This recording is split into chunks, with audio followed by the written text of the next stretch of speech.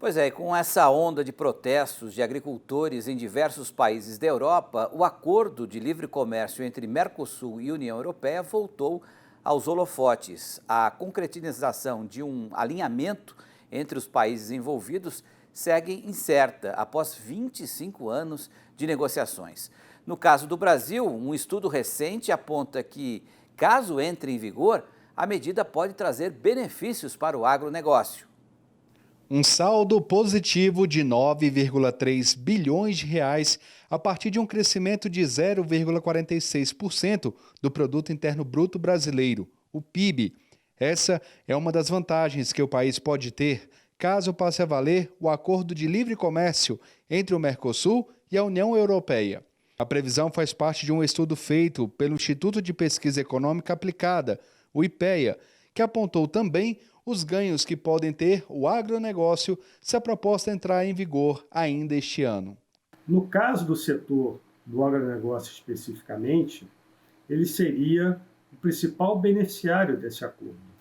Por quê? Porque o Brasil é um país bastante competitivo nesse setor e a União Europeia é um grande importador de bens agroindustriais e o Brasil, portanto, teria a oportunidade de aumentar substancialmente suas exportações de bens do agronegócio para a União Europeia, né?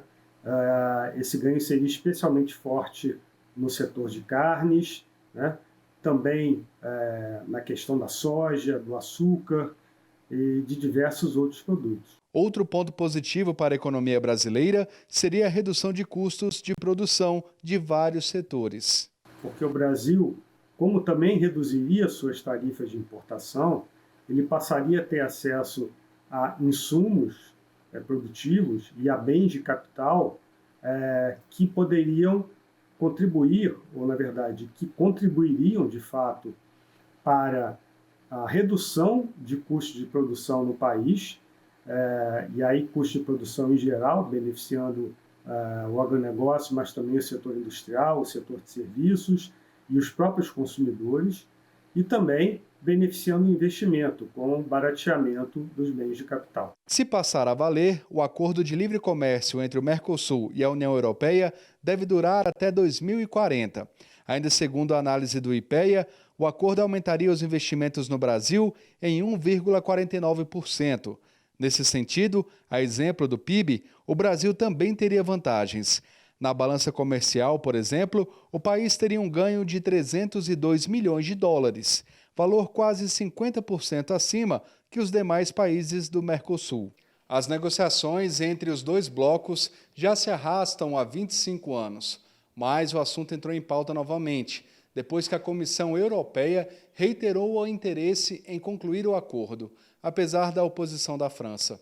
A proposta de livre comércio é vista com bons olhos pelo Brasil, mas traz também preocupações, já que os termos passaram por alterações ao longo do tempo. E somos favoráveis ao acordo Mercosul-União Europeia no formato como ele foi negociado em 2019, que é a base analisada pelo IPEA.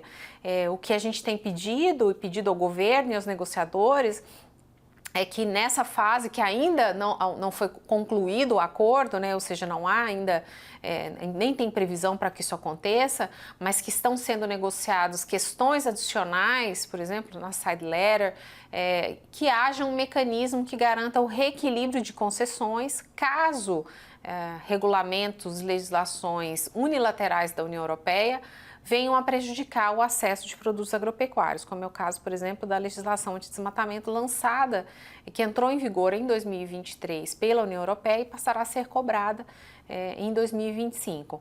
Então, sim, o acordo, do ponto de vista de acesso ao mercado, no formato como ele foi desenhado e fechado as negociações, o texto de 2019, ele é muito bom para o setor agropecuário, nós somos favoráveis.